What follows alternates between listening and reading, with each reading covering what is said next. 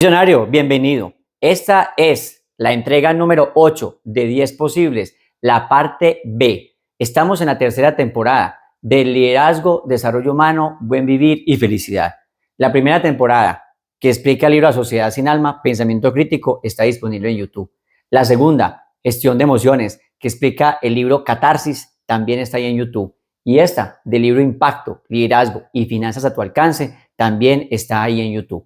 Si te gusta el contenido visionario, pues dale like, compártelo con otras personas, suscríbete al canal, porque así empezamos a aumentar la comunidad educativa. En la parte 8A, en la primera parte, estábamos hablando de la mentalidad visionario. Sin mentalidad financiera, pues no hay posibilidades de tener una acción transformadora desde el recurso financiero.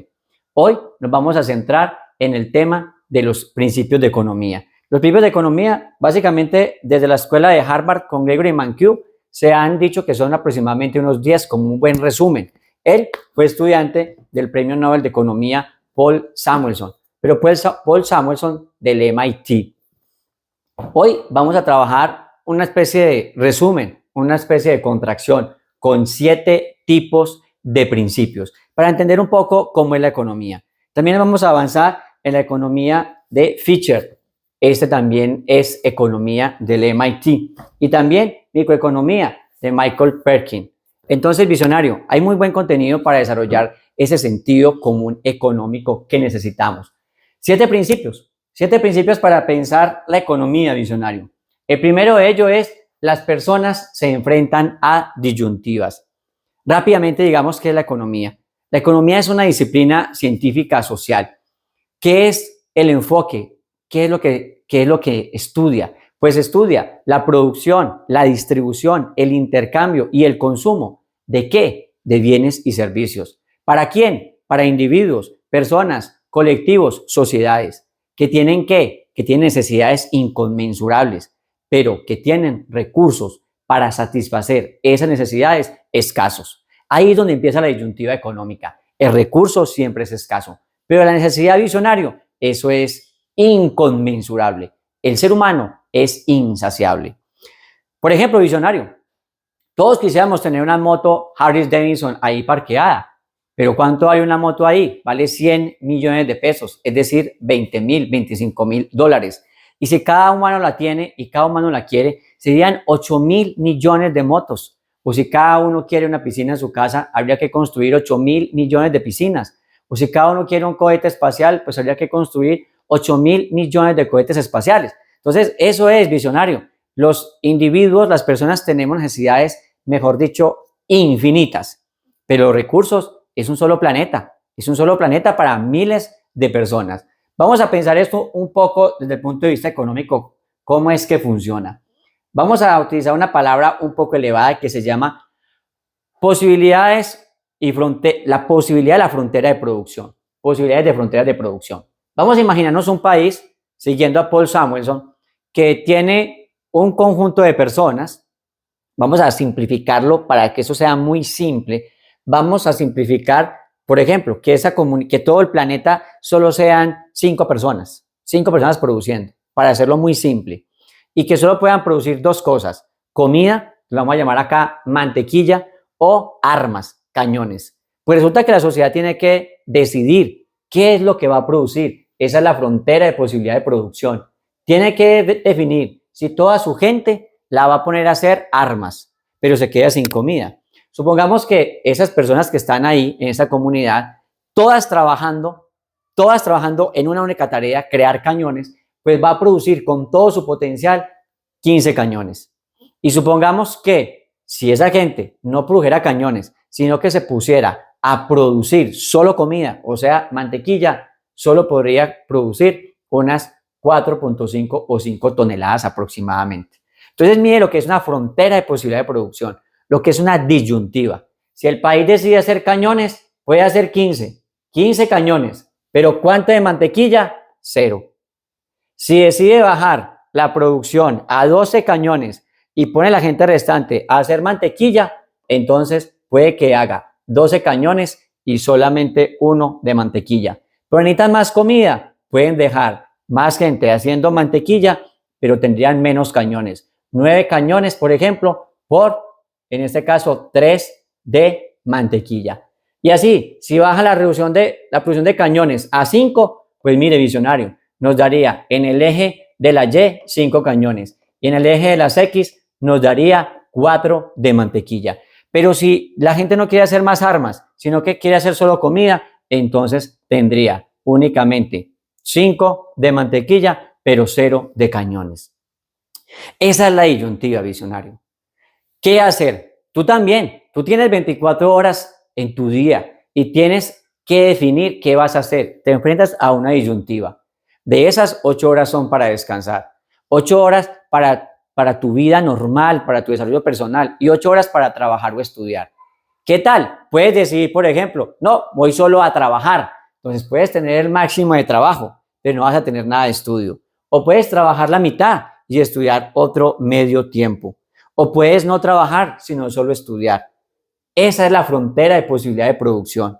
Ese es el límite de todas tus energías y todos tus recursos y tiempos. Esto nos va a dar esa frontera de posibilidad de producción, ¿sí? Por acá por debajo, pues básicamente es los recursos se están despilfarrando. Esto por acá. Porque si la gráfica me dice a mí, por ejemplo, en el caso de los cañones, que las personas pueden producir 9 cañones y al mismo tiempo 3 de mantequilla. Si yo cojo cualquier número de esto, me está diciendo, están produciendo, por ejemplo, este punto, están produciendo 9 de cañones, pero solo 1.5 de mantequilla. Cuando la gráfica me está diciendo, son 9 de cañones, pueden producir 3 de mantequilla. O sea, esta gráfica me está diciendo que hay despilfarro. Si yo encuentro algún punto de aquí, no se está produciendo como se debe. Y por fuera, pues no se puede. No se puede porque supera la capacidad humana, supera los recursos. En resumen, visionario, una frontera de posibilidad de producción es una excelente gráfica económica para decirme un país en qué está capacidad de producir y tú en qué estás también en capacidad de producir. Bueno, visionario, entonces el primer principio me está diciendo a mí eso. El primer principio me está diciendo las personas se enfrentan a disyuntivas, necesidades inconmensurables versus recursos escasos. Tú, por ejemplo, digamos que te ganas un salario mínimo en Colombia, 1.300.000. Tienes que decidir cuánta parte va para comida, cuánta parte va para educación. No puedes gastarlo todo en educación, te quedas sin comida. Entonces, eso es enfrentarse a disyuntivas. El segundo, costo de oportunidad, a lo que uno renuncia por obtener un beneficio. La frontera de posibilidad de producción también me da a mí la posibilidad de entender el costo de oportunidad. Si yo solo produzco cañones, pues ese es el costo. El costo, visionario, ¿cuál es? No tener comida. O si yo produzco solo comida, ¿cuál es el costo? No tener seguridad, no tener cañones. El costo de oportunidad es a lo que yo renuncio por obtener un beneficio. Supongamos, cuando te compras un celular, supongamos que te compres el iPhone 14 y te vale 4 millones de pesos. ¿Cuál es el costo de oportunidad? Los 4 millones que diste por ese celular ya no te los puedes gastar en otra cosa. Pudiste haber comprado ropa, o pudiste haber colocado eso en acciones, o pudiste haber pagado un semestre de la universidad, o pudiste haber comprado una herramienta mejor, un computador para tu trabajo. Ese es el costo de oportunidad, a lo que uno renuncia por obtener algo. Estar en un trabajo 8 horas es el costo de oportunidad. ¿Cuánto te pagan? 1.300.000 en Colombia, salario mínimo. O te ganas 5, te ganas 10. El costo de oportunidad, ¿cuál es de trabajar? Es que no vas a poder hacer tu propio negocio, por ejemplo. Ese es el costo de oportunidad, ¿sí? El costo de oportunidad, por ejemplo, ¿estás casado? Hay un costo de oportunidad. Por ejemplo, ser fiel, no tener otras mujeres. Eso es un costo de oportunidad ético. Entonces, para que me entiendas, visionario, ese es el costo de oportunidad, a lo que uno renuncia por obtener algo. Y eso es también enfrentarse a disyuntivas. Uno se enfrenta siempre a la disyuntiva del costo de oportunidad. Por ejemplo, yo tengo un costo de oportunidad. Estar grabando este video es un costo de oportunidad. Implica que yo podría estar haciendo otras actividades. A eso es a lo que he renunciado, ¿cierto? Ese es el costo de oportunidad. ¿Cuánto me cuesta? Me cuesta 1 hora, por ejemplo, de grabación. 1 hora que yo podría estar haciendo otras cosas. Entonces, uno decide cómo va a asumir su costo de oportunidad. Bueno, continuamos con otro principio que es la teoría de la elección racional. Pues sí, visionario. A ver, se supone, y aquí lo explica muy bien Daniel Kahneman en su libro Pensar rápido, pensar despacio, psicólogo, premio Nobel de Economía. Yo creo que el primero en la historia.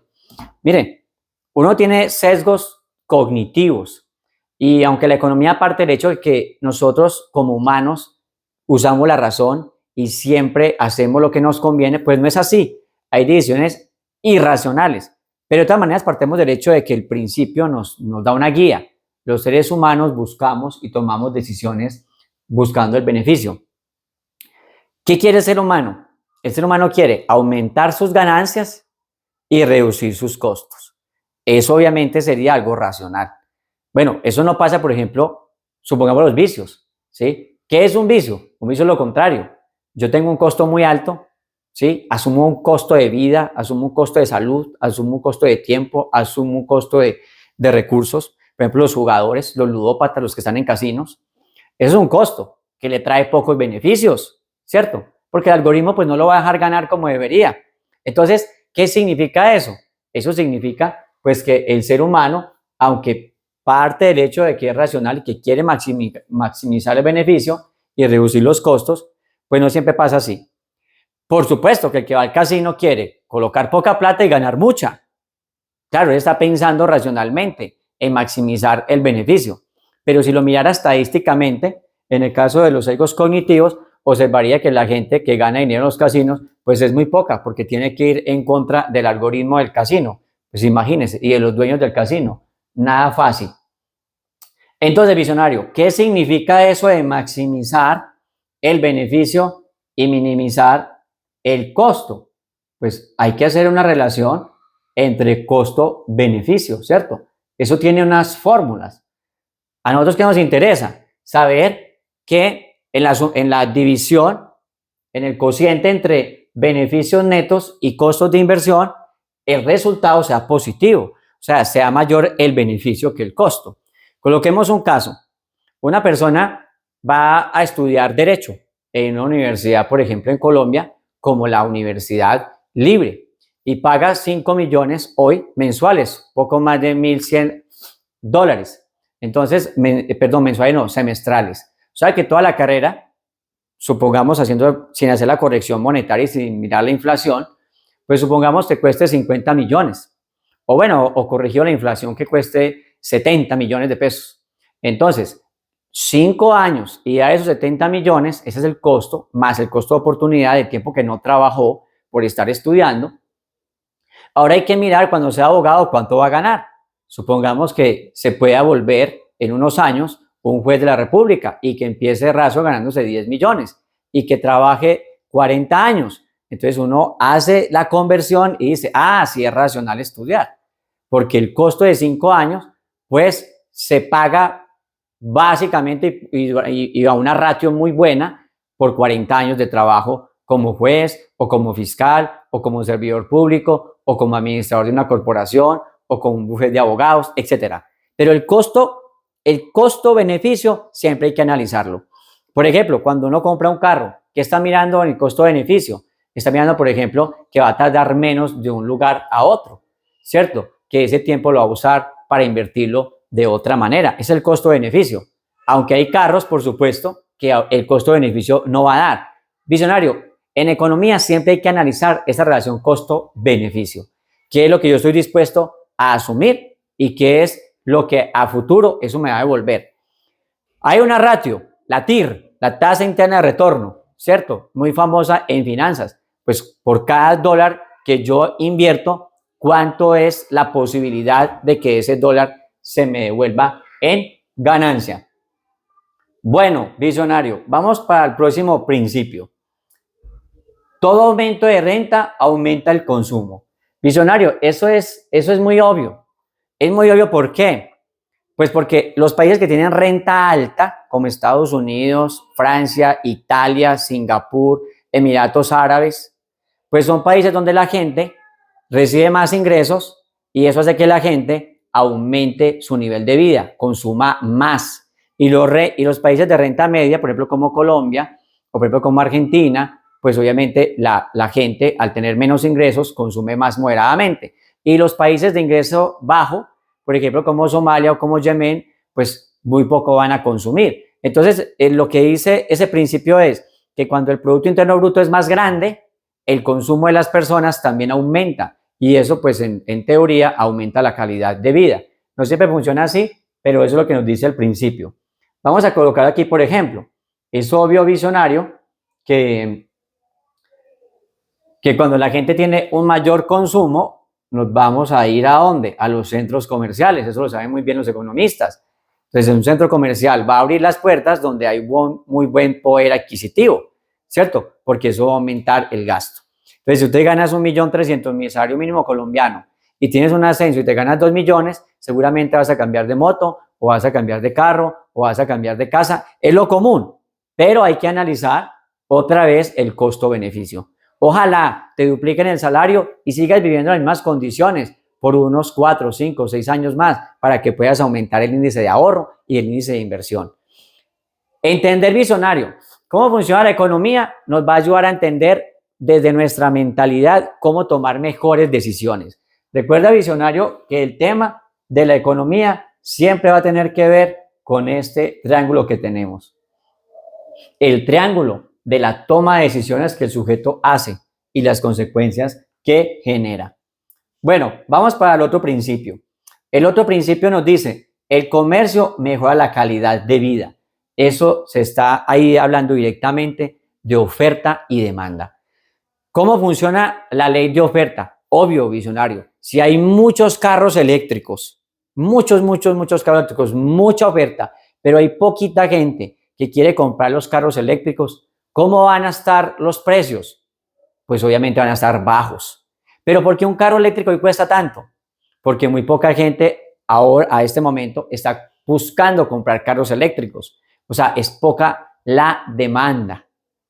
¿Y cómo es la oferta? Bueno, ahí pasa algo curioso. La oferta ha empezado a mejorarse con Village Dreams, con Tesla, con la electrificación de las marcas. Pero aún la oferta sigue siendo escasa. Entonces, ¿qué es lo que pasa, visionario? Los carros están costosos. ¿Cuál es la forma donde haya un punto de equilibrio? Cuando se cruza la oferta y la demanda. El punto de equilibrio llega cuando haya muy buena oferta de carros eléctricos y pues la demanda sea racional. Entonces, eso es lo que sucede con la oferta y la demanda. Son las leyes más importantes. La ley de oferta después la podemos ver en detalle, pero siempre que los precios están altos, el productor quiere producir más. Entonces, es una relación directamente proporcional. A medida que el precio sube, el productor quiere vender más. Si el precio del petróleo sube, las petroleras van a sacar más petróleo. O lo contrario, si el precio baja del petróleo, pues no van a querer las petroleras sacar tanto petróleo. Con la demanda, pues obviamente en ese caso funciona muy al contrario. Cuando la persona, por ejemplo, ve los productos baratos, va a querer comprar más. Y así sucesivamente. Por eso tenemos que la oferta tiene una pendiente positiva y la demanda la tiene negativa. Bueno, visionario, entonces, la oferta y la demanda es el rey. Es el rey. ¿Cuándo debes a comprar en Colombia? ¿Cuándo debes comprar aguacates, visionario? Pues debes comprar aguacates en junio y julio, que hay cosecha. Eso nos enseñan las abuelas. ¿Cuándo tienes que salir a comprar, por ejemplo, el caso de la gasolina? La gasolina está muy costosa, visionario, pues ande menos, cuadre mejor y organice mejor su tiempo. Compre un carro eléctrico. Es decir, hay que aprender a jugar con la demanda. Hay que tener eso muy en cuenta, visionario. Todos los productos tienen simulación de oferta y demanda. Todos. O sea, tú puedes buscar antes de comprar cuándo es el pico de la oferta, cuándo las ofertas son mayores para comprar barato. Por ejemplo, los computadores acá en Colombia se compran en enero. ¿Por qué son tan baratos en enero? Pues porque las compañías internacionales cambian los modelos, generalmente de diciembre. Entonces, en diciembre la gente compra mucho computadores, entonces sacan nuevos modelos para que la gente se antoje. En enero les quedan unidades y ahí es donde la gente puede comprar más barato en enero. Y cada producto pues tiene básicamente su propia oferta y su propia demanda. Entonces, siempre que vas a comprar, puedes buscar ahí en un buscador, Google por ejemplo, cuándo está más barato el producto, cuándo es, en este caso, el valle, ¿cierto? Cuando el producto está barato y no compraron la cresta, donde todo el mundo quiere comprar el producto. Por ejemplo, un crucero, pues todo el mundo quiere irse a vacacionar en diciembre. Entonces, ¿cuál va a ser el resultado? Que va a ser muy costoso un crucero en diciembre. Seguramente en febrero o en enero, cuando la gente, después de las fiestas de enero, cuando la gente se gastó el dinero, pues ya va a bajar, en este caso, la demanda de los cruceros, ahí donde va a estar barato. Bueno, visionario, entonces la oferta y la demanda es el rey, para que tengamos eso en cuenta. Bueno, nos vamos para el otro principio. El otro principio dice, las personas responden a incentivos. ¿Qué sí? Perdón. Lo que pasa es que me viene al contrario. Bueno, entonces, las personas responden a incentivos. Aquí vamos a ir al tablero visionario. ¿Qué significa responder a incentivos? Vamos aquí a entender un poco y ahí nos vamos a introducir en la psicología. ¿Por qué la psicología? Vamos a analizar un poco, por ejemplo, de Sigmund Freud. Sigmund Freud nos habla de un concepto que se llama pulsión. Para entenderlo en español, ¿qué es la pulsión? Es una fuerza, que esa fuerza nos hace pensar en las metas, nos hace pensar es como la energía que me impulsa a mí a tener una meta.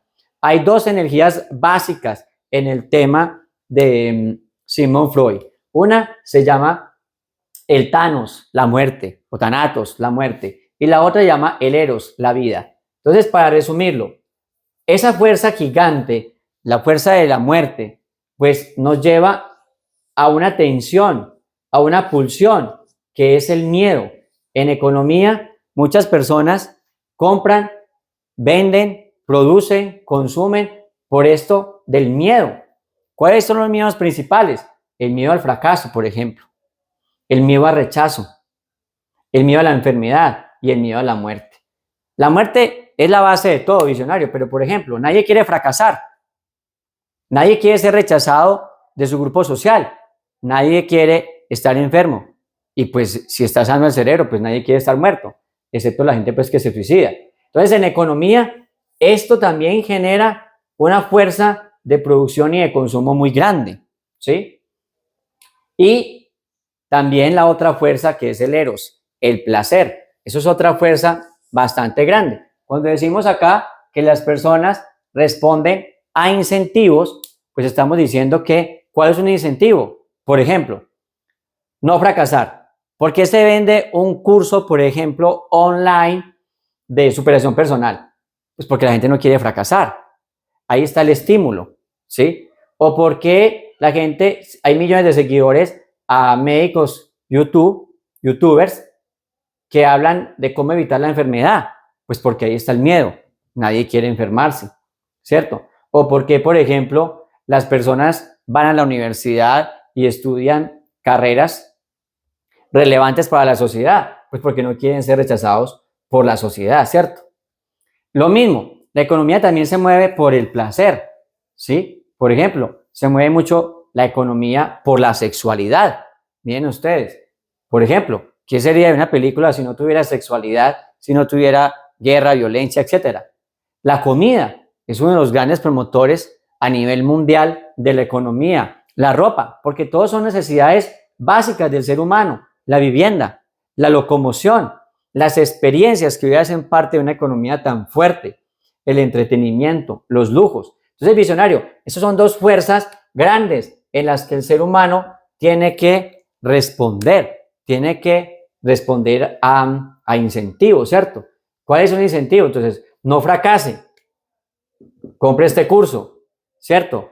No fracase, vaya a la universidad, no fracase, etcétera. No se ha rechazado, cómprese este auto. No se ha rechazado, cómprese esta vivienda. No se ha rechazado, bueno, enfermedad, entonces pague salud, pague pensión. Bueno, sexo, pues toda la cantidad de placer que se maneja en torno a esto, ¿cierto? Toda la cantidad. Bueno, restaurantes, comida. Entonces, esto es básicamente grandes motores de la fuerza de la economía, los fracasos, el miedo, el placer. Bueno, y hay otro que también mueve mucho la economía, que es aquello a que la gente aspira. Por ejemplo, la gente aspira a ser poderosa, la gente aspira a ser famosa, aspira a tener éxito, aspira a tener dinero. Entonces, todo esto también hace que la gente sea muy productiva. Yo diría que en términos éticos, lo que el ser humano debe buscar visionario es la felicidad, ¿cierto? Por eso coloco esto aquí como abajo. Yo creo que esto no es tan relevante. La tercera fuerza es ganancias, interés y satisfacción. O sea, la primera es miedo, la segunda es placer. Bueno, incluso esto no va jerárquicamente. El placer debería ir principalmente, ¿cierto? Pero esas son las tres fuerzas, visionario. Esta es una fuerza, esta es una fuerza y esta es una fuerza. Son tres fuerzas que mueven la economía. El miedo, el placer y la ganancia, el interés y la satisfacción. Entonces, hay gente que da satisfacción tener poder. Por ejemplo, el presidente de Estados Unidos, ¿cierto? Ustedes ven, por ejemplo, el multimillonario Donald Trump tiene mucho dinero. ¿Para qué querer volver a repetir ser presidente de Estados Unidos? Pues porque él lo mueve ese interés, esa satisfacción, ¿cierto? Esa ganancia del poder. La fama, por ejemplo, como el caso de Shakira, o como Shakira ya cumplió 45 años, podría retirarse de la música y dedicarse a vivir con sus hijos, pero esa seguramente la fama pues la mueve mucho y querrá seguir ahí mucho tiempo. El éxito, pues por ejemplo, los que ganaron las medallas olímpicas trabajan durísimo y muchos dejaron y ganaron la parte olímpica y ganaron el primer día y el segundo y el tercer día ya estaban entrenando otra vez. ¿Por qué? Porque el éxito tiene un costo extremadamente alto. Los multimillonarios, ¿por qué sigue trabajando, por ejemplo, Warren Buffett con sus 90 años? Pues porque ama, o bueno, no sé, utilizar mal el concepto, no es amor, tiene un apego pues al dinero muy fuerte. Entonces yo por eso digo que esto a mí me parece que no es tan relevante. Creo que lo relevante es la felicidad. Creo que eso sí es lo que hay que buscar. Entonces, bueno, visionario, 7 principios de la economía, ¿sí?